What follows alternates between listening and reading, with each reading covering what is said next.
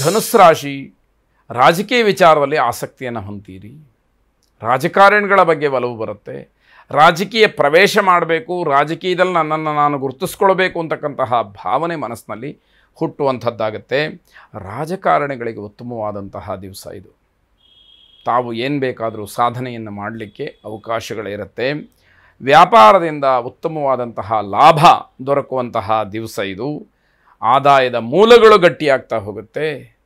ಯಾವುದೋ ಒಂದು ನಿರ್ದಿಷ್ಟವಾದಂತಹ ಆದಾಯ ಬಂದೇ ಬರುತ್ತೆ ಎನ್ನುವಂತಹ ಖಾತ್ರಿ ನಿಮಗೆ ಆಗುವಂಥದ್ದಿದೆ. ಮೂಢನಂಬಿಕೆಗಳಿಂದ ಮೋಸ ಹೋಗ್ತೀರಿ.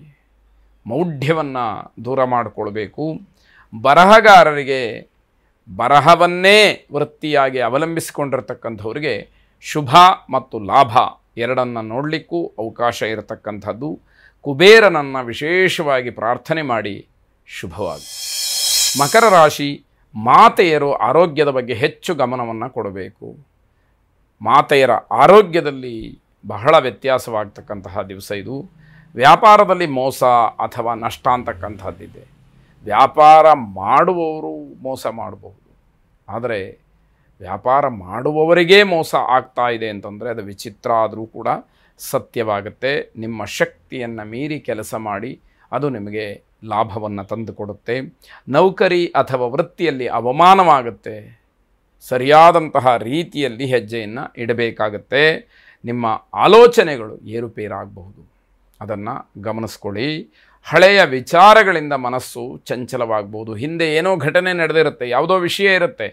ಆ ವಿಷಯ ಮತ್ತೆ ನಿಮ್ಮ ಗಮನಕ್ಕೆ ಬಂದಾಗ ಮನಸ್ಸು ಏನೋ ಒಂದು ರೀತಿಯ ಚಾಂಚಲ್ಯವನ್ನು ಹೊಂದುತ್ತೆ ಅಂತಕ್ಕಂಥದ್ದು.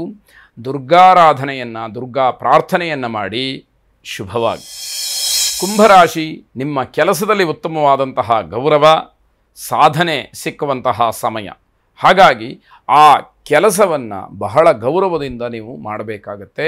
ಆ ಗೌರವದ ಕೆಲಸದಿಂದ ನಿಮಗೆ ಗೌರವ ಸಿಕ್ಕುವಂಥದ್ದಾಗತ್ತೆ. ಹಿರಿಯರ ಮಾರ್ಗದರ್ಶನ ನಿಮಗೆ ಒಂದು ರೀತಿಯಲ್ಲಿ ದಾರಿದೀಪ, ದೀವಟಿಗೆ ಅಂತ ಹೇಳಬೇಕದನ್ನ. ಅಂದರೆ ದೊಡ್ಡವರು ಏನು ನಿಮಗೆ ಸಲಹೆಗಳನ್ನು ಕೊಡ್ತಾರೋ ಅದು ಹಂತ ಹಂತವಾಗಿ ನಿಮಗೆ ಅನುಕೂಲಕ್ಕೆ ದಾರಿ ಮಾಡಿಕೊಡುತ್ತೆ. ದೊಡ್ಡ ಜವಾಬ್ದಾರಿಯನ್ನು ನಿಭಾಯಿಸುವಲ್ಲಿ ನೀವು ಯಶಸ್ಸನ್ನು ಹೊಂತೀರಿ. ಗುರುತರವಾದಂತಹ ಜವಾಬ್ದಾರಿ ನಿಮ್ಮ ಮೇಲಿರುತ್ತೆ. ಆ ಜವಾಬ್ದಾರಿ ಎಲ್ಲವನ್ನು ಬಹಳ ಸರಳ ಸುಲಭವಾಗಿ ಮಾಡಿ ಮುಗಿಸ್ತಕ್ಕಂತಹ ಒಂದು ಶಕ್ತಿ, ಸಾಮರ್ಥ್ಯ ನಿಮ್ಮಲ್ಲಿ ಗಟ್ಟಿಯಾಗ್ತಾ ಹೋಗುತ್ತೆ. ಕಲೆ ಅಥವಾ ಸಂಗೀತ ಇದರಲ್ಲಿ ಹೆಚ್ಚಿನ ಆಸಕ್ತಿಯನ್ನು ತೋರಿಸ್ತೀರಿ.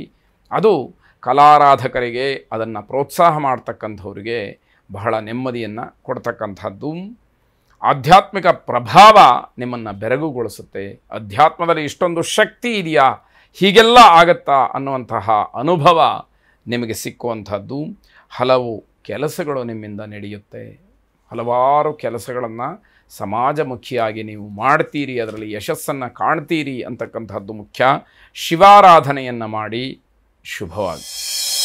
ಕೊನೆಯದಾಗಿ ಮೀನರಾಶಿ, ಹೆಚ್ಚು ಖರ್ಚಾಗತ್ತೆ, ಬೇಸರ, ಅದರಿಂದ ಗಲಾಟೆ ಜಗಳಗಳನ್ನು ಮಾಡ್ಕೊಳ್ತೀರಿ.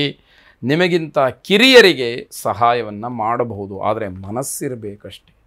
ಅದನ್ನು ನೀವು ರೂಢಿಸ್ಕೊಳ್ಬೇಕಾಗುತ್ತೆ. ಪ್ರೇಮಿಗಳಲ್ಲಿ ದ್ವೇಷ ಹೆಚ್ಚಾಗುತ್ತೆ. ಪರಸ್ಪರವಾಗಿ ಒಬ್ಬರಿಗೊಬ್ಬರು ಜಗಳ ಮಾಡ್ಕೊಳ್ತಕ್ಕಂತಹದ್ದು, ಬೇರೆ ಬೇರೆಯಾಗ್ತಕ್ಕಂಥದ್ದು, ಮಾತು ಬಿಡುವಂಥದ್ದು ಇವೆಲ್ಲ ನಡೆಯುವ ಸಾಧ್ಯತೆಗಳಿದೆ. ಕುಟುಂಬ ಕಲಹ, ಇದನ್ನು ಅರ್ಥ ಮಾಡಿಕೊಳ್ಳದಲೇ ಜಗಳ ಆಗುತ್ತೆ. ಅಂದರೆ ಮನೆಯಲ್ಲಿ ಏನೋ ಸಣ್ಣ ಪುಟ್ಟ ವಿಚಾರಕ್ಕೆ ಭಿನ್ನಾಭಿಪ್ರಾಯಗಳಿರುತ್ತೆ, ಅದನ್ನು ಅರ್ಥ ಮಾಡಿಕೊಳ್ಳದಲೇ ಸರಿಯಾಗಿ ಕೂತು ಚರ್ಚೆ ಮಾಡದಲೇ ದೊಡ್ಡ ಜಗಳಕ್ಕೆ ಇದು ಕಾರಣವಾದೀತು.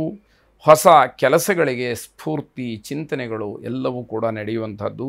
ಮನೆ ಕಟ್ಟುವಂತಹ ವಿಚಾರದಲ್ಲಿ ದೀರ್ಘ ಸಮಾಲೋಚನೆಯನ್ನು ಮಾಡಿ ಸರಿಯಾದಂತಹ ನಿರ್ಧಾರವನ್ನು ಮಾಡಿ, ಕೈಯಲ್ಲಿ ಹಣ ಇರುವಾಗಲೋ ಅಥವಾ ದೇಹದಲ್ಲಿ ಶಕ್ತಿ ಇರುವಾಗಲೋ ಒಂದು ಮನೆಯನ್ನು ನಿರ್ಮಾಣ ಮಾಡಿ ಸಂತೋಷವನ್ನು ಪಡೆಯತಕ್ಕಂಥದ್ದು. ಚಂಡಿಕಾ ಪರಮೇಶ್ವರಿಯನ್ನು ಉಪಾಸನೆ ಮಾಡಿ ಚಂಡಿ ಪಾರಾಯಣವನ್ನು ಮಾಡಿಸಿ ಶುಭವಾಗಿ.